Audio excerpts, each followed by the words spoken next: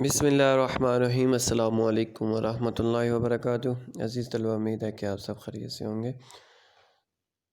اور بھرپور طریقے سے تیاری کر رہے ہوں گے، اور بچے ہیں جو اب اس سے جو فائدہ اٹھا رہے ہوں گے، جو آپ کو تعلیم گھر بیٹھے ہوئے دی جا رہی ہے، آپ کو یہ سہولت فراہم کی جا رہی ہے۔ تو آئیے ہم اپنے سبق کو آگے بڑھاتے ہیں۔ ہم نے سبق شروع کیا ہوا تھا ملکی پرندے اور دوسرے جانور، اس کے جو کچھ 3 جو پیراگرافس ہو گئے تھے۔ اب آخر والے جو 2 رہ گئے ہیں، آج ہم وہ مکمل کرتے ہیں۔ تو آج کا جو ہمارے پاس موضوع ہے وہ ہے، جو آج کا جو جانور ہے ہمارے پاس، ایک تو ان میں سب سے پہلے الو ہے، اور دوسرا جو جانور ہے وہ ہے بلی۔ تو یہ آج کے جو جانور ہیں ان کے بارے میں شفیق رحمان نے کیا کہا ہے، یہ آج ہم پڑھیں گے۔ تو آئیے کتاب کے صفحہ نمبر 81 کی طرف۔ کتاب کا صفحہ نمبر 81 ہے۔ سب سے پہلے جو ہیڈنگ ہے وہ الو بردبار اور دانش مند ہے، لیکن پھر بھی الو ہے۔ یعنی کہ مزاحیہ انداز میں الو کے بارے میں کہہ رہے ہیں کہ الو دانش مند ہے، عقل مند ہے اور بردبار ہے، جو سمجھ بوجھ رکھنے والا ہے، لیکن اس کے باوجود بھی وہ الو ہے۔ یعنی کہ جو سمجھ بوجھ بھی رکھتا ہے، دانش مند بھی، عقل مند بھی ہے، لیکن اس کے باوجود اس کو الو ہی کہا جاتا ہے۔ حالانکہ ہمارے ہاں یہاں پہ جو ہمارے معاشرے میں یہ رائج ہے کہ وہ شخص جس کو جو عقل مند نہیں ہوتا اس کو الو کہا جاتا ہے، لیکن وہ الو کے بارے میں کہتے ہیں کہ عقل مند بھی ہونے کے باوجود بھی الو ہی ہے۔ وہ کھنڈروں میں رہتا ہے، لیکن کھنڈر بننے کی وجوہات دوسری ہیں۔ کہتے ہیں کہ ہمیشہ وہ کھنڈر جو مکانات، جڑے ہوئے مکانات ہیں، ان میں رہتا ہے، اور لوگوں کا یہ خیال ہے کہ جہاں پر الو ہوتے ہیں وہ مکانات اجڑ جاتے ہیں، کھنڈر ہو جاتے ہیں۔ وہ کہتے ہیں کہ مصنف شفیق رحمان کہتے ہیں کہ ان کے مکانات کھنڈر ہونے کی وجہ الو نہیں ہے، بلکہ ان کے مکانات کے کھنڈر ہونے کی وجہ کوئی دوسری وجہ، یہ الو کو اس کا ذمہ دار نہ ٹھہرا جائے۔ الو کا ذکر پرانے بادشاہوں نے اپنے روزنامچوں میں اکثر کیا ہے، لیکن اس سے الو کی پوزیشن بہتر نہیں ہو سکی۔ کہتے ہیں کہ الو کا ذکر تو پہلے کئی بادشاہوں نے، بڑے بڑے بادشاہوں نے بھی اپنی روزمرہ جو ڈائری لکھی ہے اس میں کیا ہے، لیکن اس کے باوجود الو کی اہمیت میں جو ذرا برابر بھی اضافہ نہیں ہوا، اور وہ ابھی تک ویسے کا ویسا ہی ہے۔ الو کی 20 قسمیں بتائی جاتی ہیں۔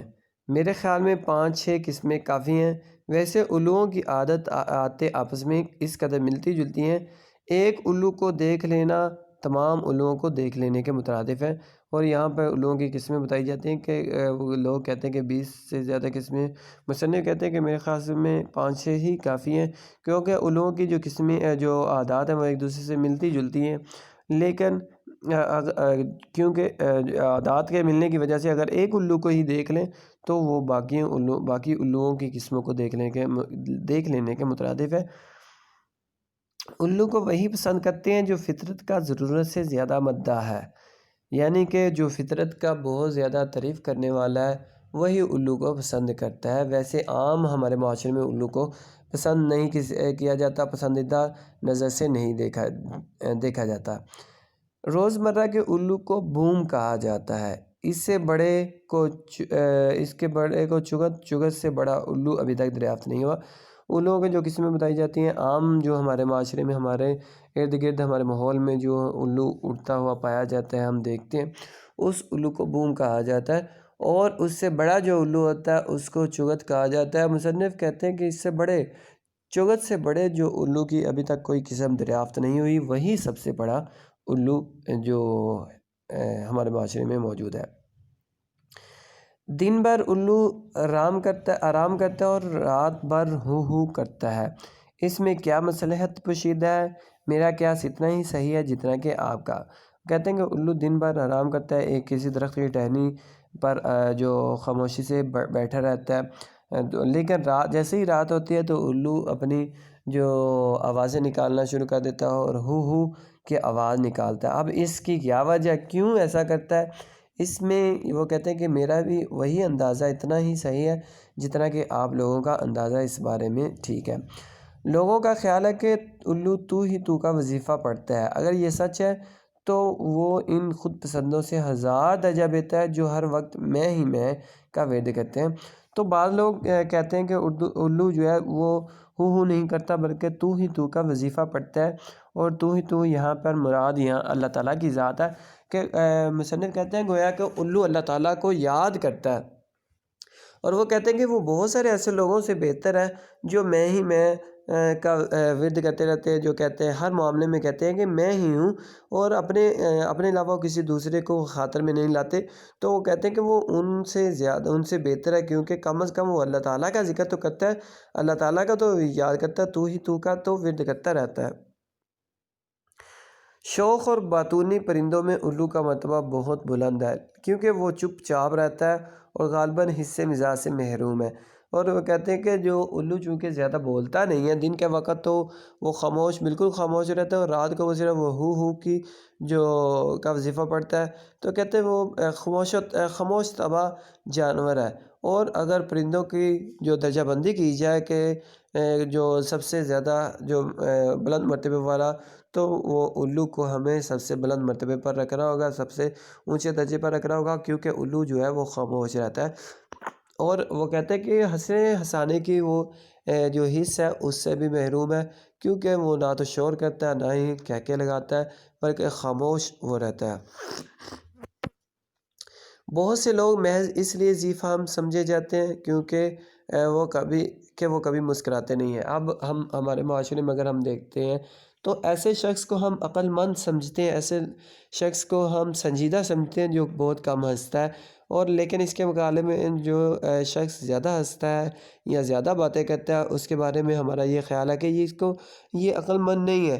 تو اسی وجہ سے جو الو ہے وہ بھی کم باتیں کرتا ہے، کم بولتا ہے، تو اسی بنا پر الو کو بھی عقل مند اور دانا اور ذی فہم سمجھا جاتا ہے۔ مادہ ننھے الوؤں کی بڑی دیکھ بھال کرتی ہے، مگر جو ہی وہ ذرا بڑے ہوتے ہیں تو ان کی شکل اپنے ابا سے ملنے لگی انہیں باہر نکال دیتی ہے۔ تو وہ کہتے ہیں کہ جو اس کی مادہ الو ہوتی ہے وہ اپنے بچوں کی دیکھ بھال کرتی ہے، ان کا خیال رکھتی ہے جب وہ چھوٹے ہوتے ہیں، لیکن جیسے ہی وہ تھوڑے سے بڑے ہوتے ہیں تو ان کی شکل ان کے باپ سے ملنے لگتی ہے، اور ان کی جو ماں ہے ان کے باپ کو پسند نہیں کرتی، اس وجہ سے ان کو اپنے گھونسلے سے نکال دیتی ہے۔ الو کو اپنے بچوں کی تعلیم و تربیت سے کوئی دلچسپی نہیں، وہ جانتا ہے کہ یہ سب بے سود ہے۔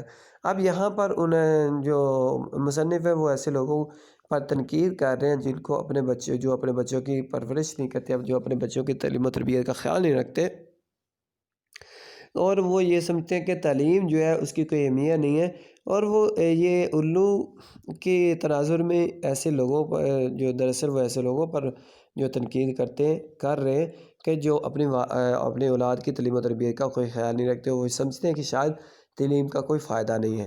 الو اچھے بھی ہوتے ہیں اور برے بھی۔ اچھے تو وہ ہوتے ہیں جو دور جنگلوں میں رہتے ہیں۔ الوؤں کو برا بھلا کہتے وقت یہ مت بھولیے کہ انہوں نے الو بننے کی التجا تھوڑا ہی کی تھی، اور وہ کہتے ہیں کہ الو اچھے بھی ہوتے ہیں، مصنف کہتے ہیں الو برے بھی ہوتے ہیں۔ اب یہاں پر وہ کہتے ہیں کہ اچھے الو وہ ہوتے ہیں جو دور جنگلوں میں رہتے ہیں، جیسا کہ ہمارے معاشرے میں یہ جو ضرب المثل عام ہے کہ دور کے ڈول سہانے، کہ جو دور چیز ہوتی ہے وہ ہمیں اچھی معلوم ہوتی ہے، اس لیے جو مصنف نے کہا ہے کہ جو جنگلوں میں رہنے والے الو ہیں وہ جو اچھے ہوتے ہیں۔ اب وہ یہاں پہ یہ کہتے ہیں کہ الوؤں کو برا بھلا نہیں کہنا چاہیے، الو کو کیونکہ انہوں نے الو بننے کی اللہ تعالیٰ سے جو التجا نہیں کی تھی، اللہ تعالیٰ سے درخواست نہیں کی تھی، اس وجہ سے الو کو کبھی بھی برا بھلا نہیں کہنا چاہیے۔